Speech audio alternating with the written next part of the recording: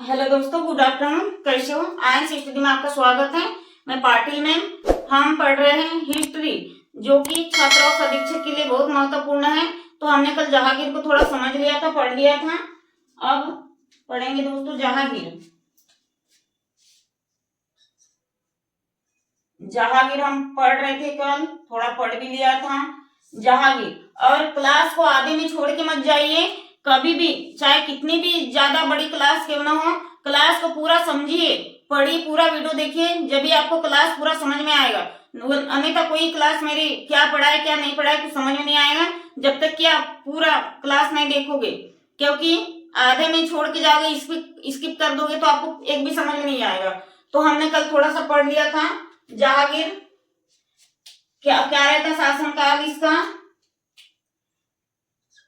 1605 से 1605 से 1627। 1605 से 1627। तो जहांगीर किसका पुत्र रहता है? जहांगीर अकबर का पुत्र रहता है। अकबर का पुत्र रहता है। अकबर का पुत्र रहता है जहांगीर। अकबर का पुत्र रहता है कौन? जहांगीर। और अकबर का पिता कौन रहता है? अकबर का पिता रहता है हुमायूं। मतलब ये इसका कौन है? हुमायूं का पिता कौन है? अब हुमायूं किसका पुत्र है? मतलब अकबर किसका पिता है? हुमायूं का। अकबर पुत्र है हुमायूं का। और ये है इसका जहांगीर क्या है? नाती है। नाती। जहांगीर हुमायूं का नाती रहता है। मतलब क्या है? पहले कौन आया? पहले हुमायूं, फिर अकबर, फिर अकबर का बेटा जहांगीर। ऐसे डायग्राम में जल्दी समझ में आ जाएगा। जहांगीर क्या है?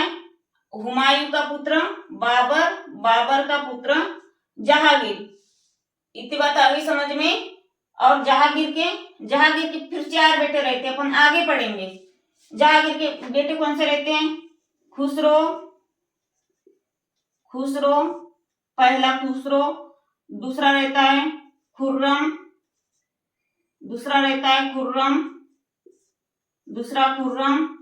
और चौथा रहता है शहरयार, तीसरा बेटा। और चौथा बेटा कौन रहता है? परवेज। चौथा बेटा रहता है परवेज। मतलब हुमायूं किसका? मतलब हुमायूं का बेटा बाबर का बेटा जहांगीर। और फिर ये जहांगीर के 4 बेटे रहते। जहांगीर के कितने बेटे रहते हैं? ये 4, खुर्रम, खुसरो, शहरयार और परवेज। तो ये चारों जो बेटे रहते हैं, चारों अलग अलग माँ के रहते हैं। मानबाई और जोधा देवी और रुखसाना बानो,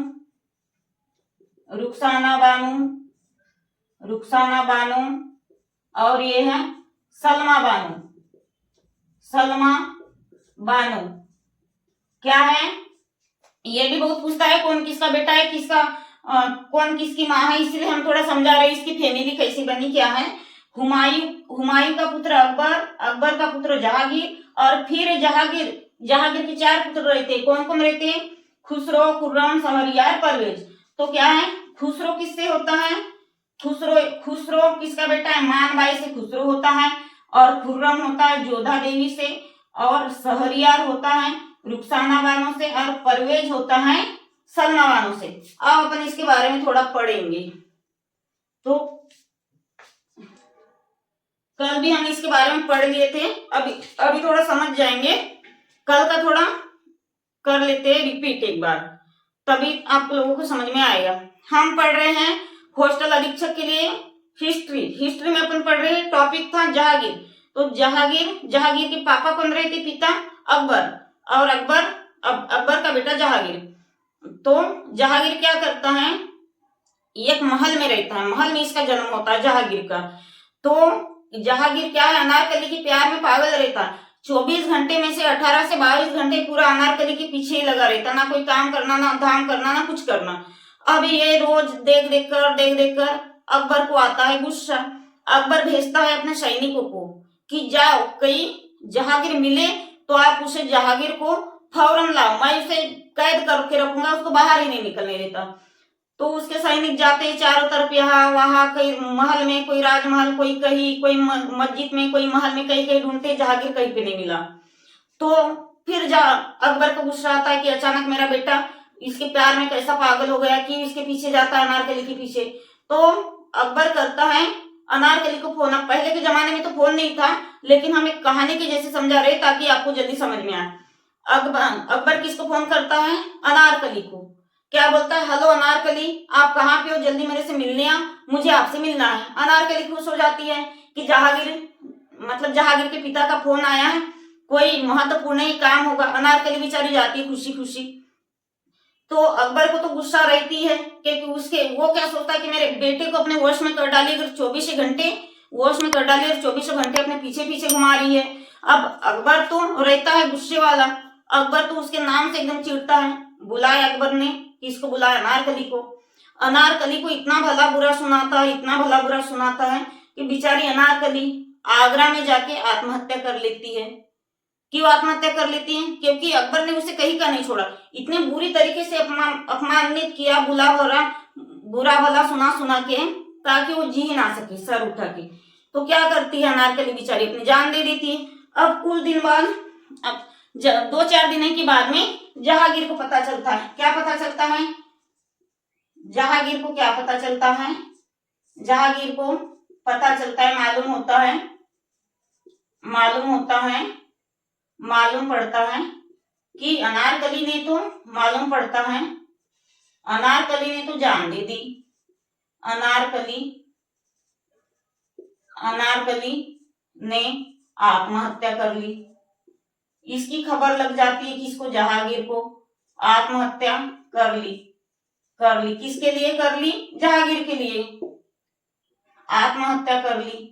तो जहांगीर क्या कहता है, बहुत रोता है, बहुत बिलखता है। अब गुस्सा करे तो करे किसकी, पापा पे गुस्सा हो नहीं सकते, क्योंकि पापा के मरने के बाद साम्राज्य, पूरा राजपाट उसी को संभालना है, इसलिए पापा से अच्छे से रहना चाहते हैं। तो अब क्या करे, फिर क्या करता है जहांगीर क्या है, बहुत बड़ा चित्रकारी रहता है। तो जहांगीर अनारकली के लिए क्या लिखता है, हे अनारकली,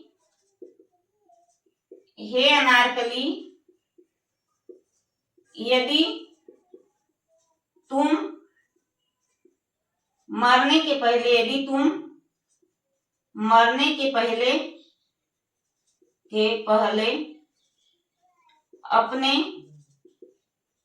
अपने एक बार दर्शन करा देती, एक बार दर्शन करा देते तो मैं आपकी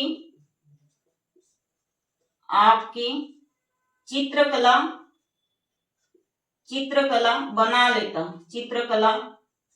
बना लेता और कयामत के दिन कयामत आ जाती, कयामत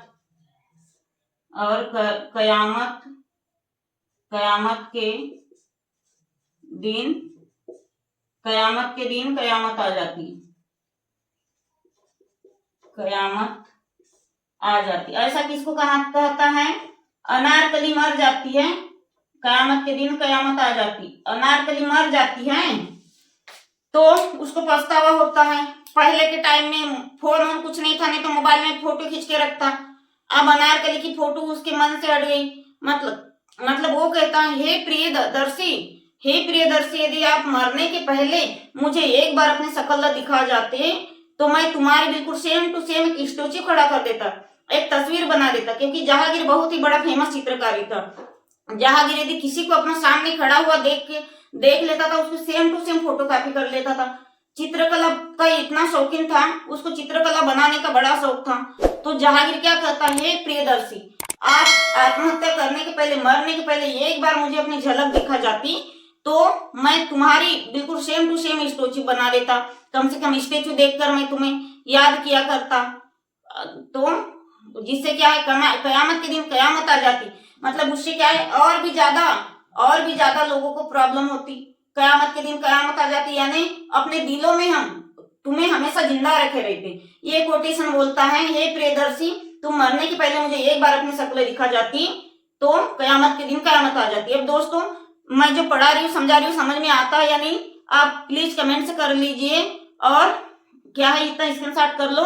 अब आगे देखते हैं।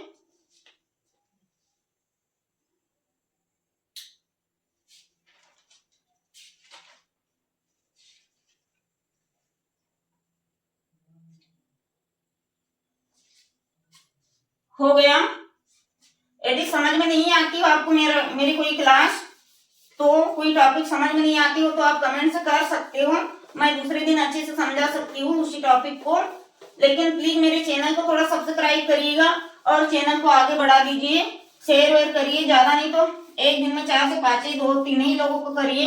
मेरा छोटा सा चैनल तुम्हारे प्रयासों से आगे जाएगा। मैं आप लोगों को हर दिन ऐसी अच्छी क्लास दूंगी, नया नया टॉपिक पढ़ाते जाऊंगी, ताकि तुम्हारे कोई भी एग्जाम में काम आ सके। कभी भूलोगे नहीं, ऐसा पढ़ाऊंगी। अब इतना हो जाता है, वो हो गया। अनारकली के लिए लिख दिया जहांगीर ने। अब जहांगीर क्या करता है, अनारकली के गम में अब क्या करता है जहांगीर, अनारकली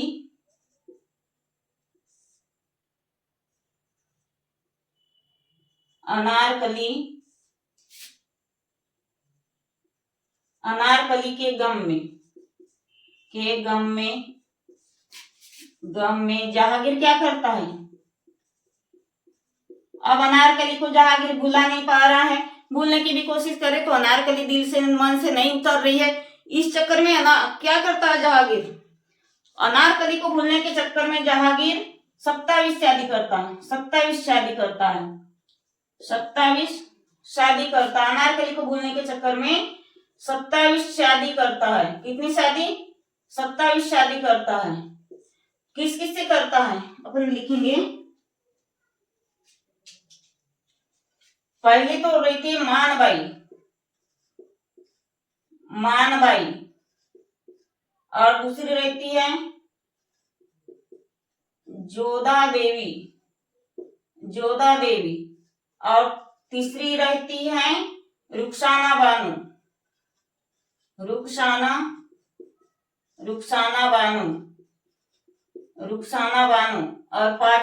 चौथी रहती है सलमा बानो। अभी थोड़ी देर पहले भी समझाई थी, मैं बार बार आपको इसलिए समझा रही हूँ दोस्तों, ताकि आपको दोबारा पढ़ने की जरूरत ना पड़े और डायरेक्ट आपके माइंड में सेव रहे। सलमा बानो। अब ये कल का ही हम थोड़ा रिपीट करा रहे हैं, क्योंकि ऐसे भी कई लोग हैं जो कि कल की क्लास नहीं देखे होंगे और डायरेक्ट आज देख रहे हैं, तो उनको समझ में नहीं आएगा, इसलिए हम आज समझा रहे हैं। तो अब 27 शादी होती है किसकी, जहांगीर की। 27 शादी में से 4 प्रमुख रहती है, 4 प्रमुख रहती है, 4 पत्नियां प्रमुख रहती है। तो चारों से एक एक पुत्र होता है, चारों घरवालियों से एक एक पुत्र। क्या है, खुसरो, खुर्रम और शहरयार, परवेज। अब देखिए, खुसरो, खुर्रम, शहरयार, परवेज। मानबाई से खुसरो होता है, जोधा देवी से खुर्रम होता है, रुखसाना बानो से शहरयार होता है, सलमा बानो से परवेज होता है।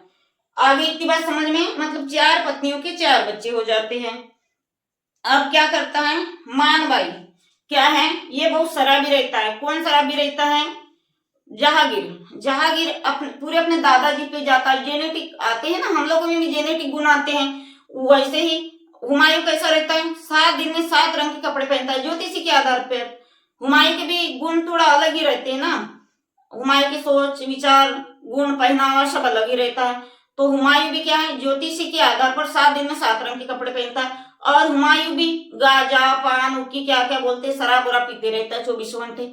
तो हुमायूं के जैसे जहांगीर अपने दादा पर जाता है, किस पे, हुमायूं पे। तो जहांगीर क्या रहता है, 24 घंटे शराब में धूप नशे की लत में चूर रहता है। तो क्या है, मान बाई इसको प्लीज ये वो बोल के जो भी बोल बाल के रिक्वेस्ट करती है, लेकिन जहांगीर शराब नहीं छोड़ता। तो शराब नहीं छोड़ने के कारण क्या है, मान बाई भी आत्महत्या कर लेती है। अब लिखेंगे जहांगीर के नशे के लत से परेशान होकर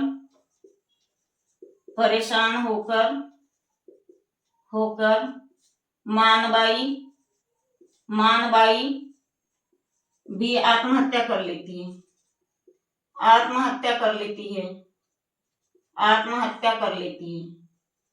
मानबाई भी आत्महत्या कर लेती है, लेकिन जहांगीर शराब नहीं छोड़ता, कर लेती है। अब क्या है, कुछ दिन के बाद अकबर क्या कहता है, अब मैं बूढ़ा हो चला हूं, मेरा साम्राज्य मेरा राजपाट कौन संभाले, यदि अपने बेटे जहांगीर को दूं तो वो तो साम्राज्य संभालने के लायक ही नहीं है, यदि साम्राज्य उनके हाथ में दूं तो डुबा देगा। और उस टाइम ये खुर्रम रहता है 22 साल का, एक 22 साल का रहता है, एक 18 साल का, मतलब सारे छोटे ही रहते ताकि साम्राज्य नहीं संभाल पाते। अकबर क्या है, अकबर हो जाता है 50 साल, अकबर हो जाता है 60 साल का, 60 साल का बूढ़ा हो जाता है अकबर। अब अकबर से क्या है, दिनों दिन उम्र बढ़ती जाती, 60 70 80, अकबर से क्या है, राजपाट संभाला नहीं जाता। और कुछ दिन के बाद में क्या है, 1605 में अकबर की मृत्यु भी हो जाती है। क्या है, 1605 में अकबर की मृत्यु हो जाती है। अकबर की मृत्यु 1605 में हो जाती है। तो उसके बाद क्या है, उसके बाद में जहांगीर और खुर्रम के बीच में मतलब वार्तालाप होती है। क्या होता है, दोनों के बीच में लड़ाई होती है। अकबर कहता है कि मतलब जहांगीर कहता है मैं कब से सोच रहा था कि बुढ़ा मरे और ये बुढ़े का साम्राज्य पूरा मैं संभालूं। और इधर क्या बड़ा बेटा कौन रहता है, खुसरो कहता है अबे तू कहां से यहाँ आया, मैं तो कब से सोच रहा था कि बुढ़ा मरे तू भी मरे और मैं राजपाट संभालूं। मतलब दोनों में क्या है, दोनों में लड़ाई हो गई। अब उतने में ही कौन आता है, सिखों के 5वें गुरु। कल भी हमने पढ़ाया था दोस्तों इतने में कौन आता है, सिखों के 5वें गुरु। सिखों के 5वें गुरु आते हैं। 5वें गुरु कौन रहता है, सिखों के 5वें गुरु अर्जुन देव आता है। गुरु अर्जुन देव आता है।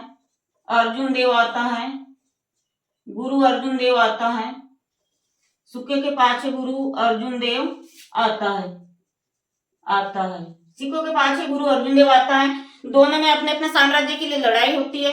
अकबर बोलता है, जहांगीर बोलता है साम्राज्य मैं संभालूंगा, और ये बोलता है कौन, खुर्रम बोलता है, खुसरो बोलता है साम्राज्य मैं संभालूंगा। इतने में सिखों के 5वें गुरु अर्जुन देव आता है और दोनों के बीच लड़ाई हो जाती है।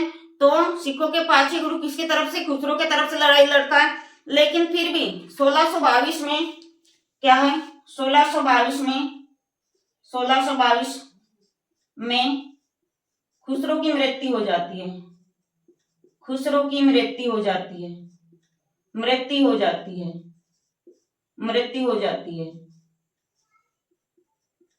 अब इतना दोस्तों स्क्रीनशॉट कर लो, आगे लिखने के लिए जगह नहीं, स्क्रीनशॉट कर लो, हम पढ़ेंगे आगे। और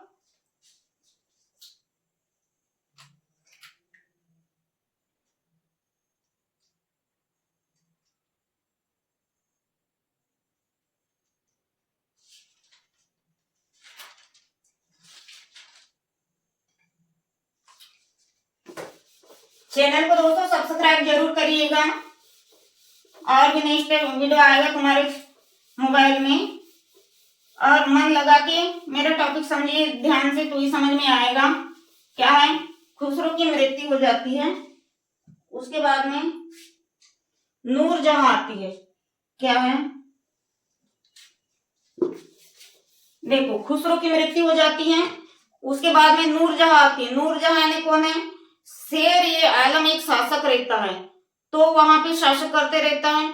तो क्या है, जहांगीर ने उसकी पत्नी को देखा, तो जहांगीर ने उसकी पत्नी को देखकर क्या किया, शेर आलम खां की हत्या कर देता है। कौन, जहांगीर। और जो नूरजहां रहती है, नूरजहां रहती है, तो उसको क्या है, अपनी माँ की सेवा के लिए भेज देता है। कौन, जहांगीर। जहांगीर के पापा अकबर रहते हैं, माँ जोधाबाई रहती है।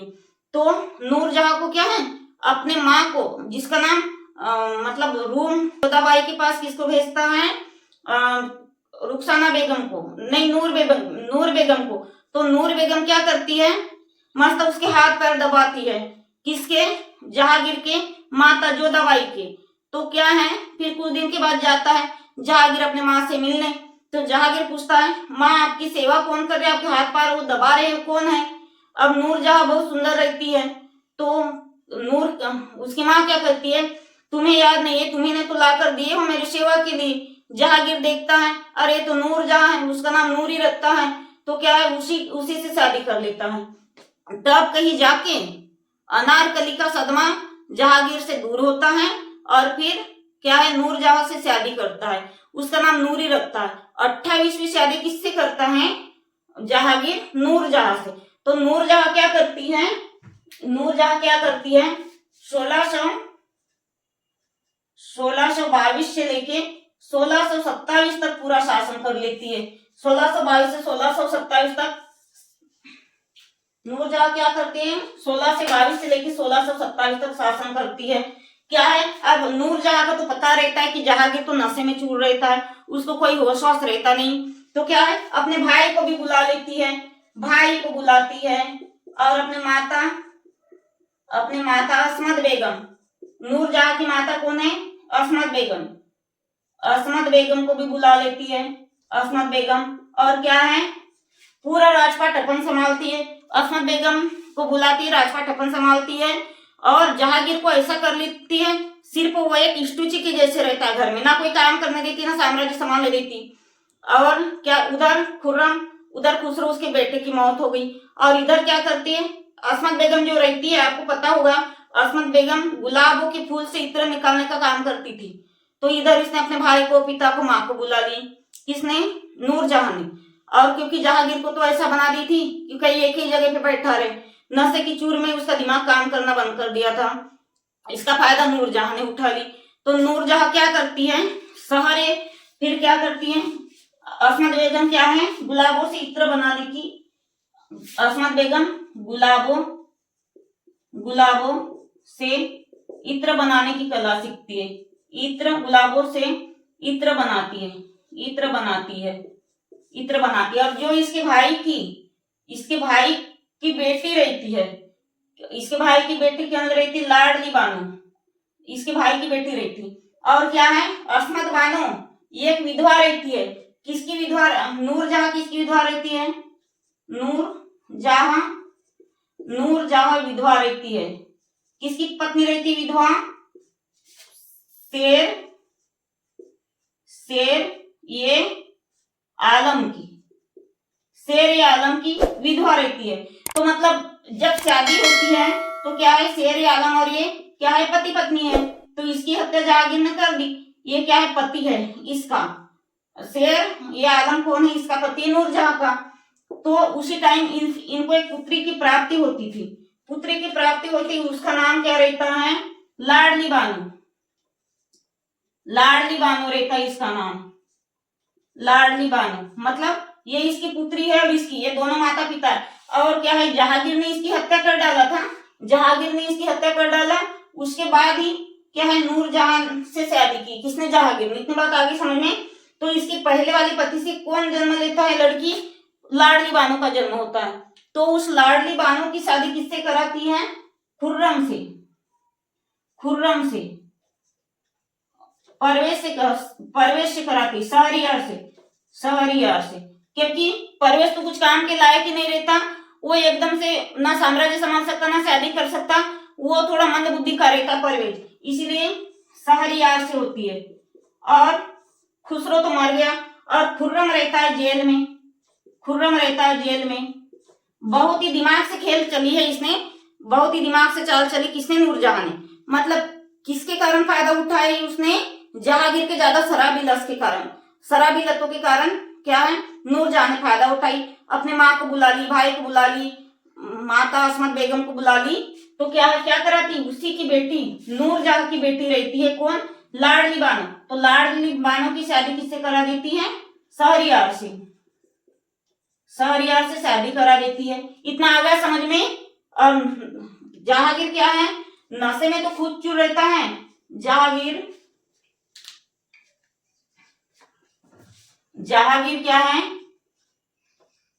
जहांगीर खुद नशे में तो चूर रहता है, जहांगीर नशा खुद करता है, नशा खुद करता है, खुद करता है, लेकिन क्या है, तंबाकू में पाबंदी इसने नहीं लगाया था।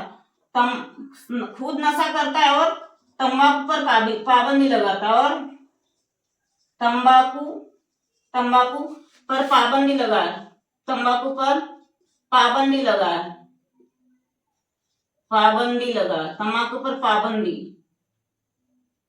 पाबंदी लगाया। देखिए मतलब ये जहांगीर कितना चालाक था, खुद तो नशे में धूत रहता था, लेकिन क्या है, इन्होंने भारत में तंबाकू पर रोक ही लगा दी। मतलब तंबाकू ना कोई सेवन करे, ना विक्रय करे, ना क्रय करे। ये आई बात समझ में। जहांगीर एक चित्रकार, जहांगीर कैसा था, जहांगीर एक चित्रकारी भी था, एक चित्रकारी, जहांगीर एक चित्रकार था, चित्रकारी था। मतलब वो अनारकली को कहता है ना, हे प्रियदर्शी, यदि मैं एक बार तुम्हारे दर्शन कर लेता या आप मुझे एक बार दिख जाती तो मैं तुम्हारा बिल्कुल सेम टू सेम स्टोची बनाता और कयामत के दिन कयामत ला लेता। तो क्या है, जहांगीर नशे में धूत रहता है, खुद शराबी रहता है, लेकिन क्या है, तंबाकू पर प्रतिबंध इसी ने लगाया। भारत में तंबाकू पर प्रतिबंध लगा, ना क्रय हो, ना विक्रय, ना कोई खाए ना पिए।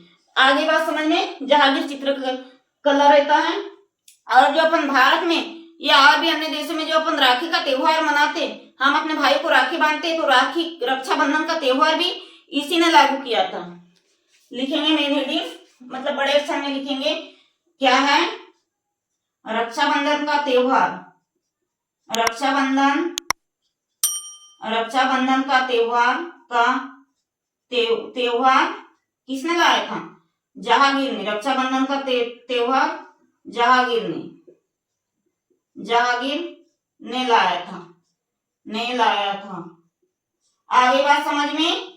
खुद कितनी शादी किया, 28 शादी किया। 27 तो पहले किया और 28वीं शादी किससे किया, नूरजहां से, नूरी से किया। और क्या है, रक्षाबंधन का त्योहार लाता है। खुद नशा करता है, नशे में धूत रहता है, तंबाकू पे प्रतिबंध लगाता है। और क्या है, यदि वो तुम्हें एक बार यदि देख ले तो सेम टू सेम स्टैचू बनाएगा, सेम टू सेम चित्रकारी करेगा। ऐसा आगे बात समझ में। आगे दोस्तों आज की कहानी हम पूरे हिस्ट्री को, छात्रावास की हो चाहे हॉस्टल अधीक्षक की हो या कोई भी वर्ग 1 2 जो भी है, हम पूरे हिस्ट्री को ऐसी इंटरेस्ट कहानी के साथ समझाएंगे दोस्तों, ताकि आप लोगों को दोबारा याद करने की जरूरत ही ना हो। बहुत अच्छा कंटेंट दूंगी दोस्तों, लेकिन प्लीज मेरे चैनल को थोड़ा सब्सक्राइब करिएगा, लाइक शेयर वगैरह करिएगा। अब आज के लिए दोस्तों इतना ही, धन्यवाद, जय हिंद।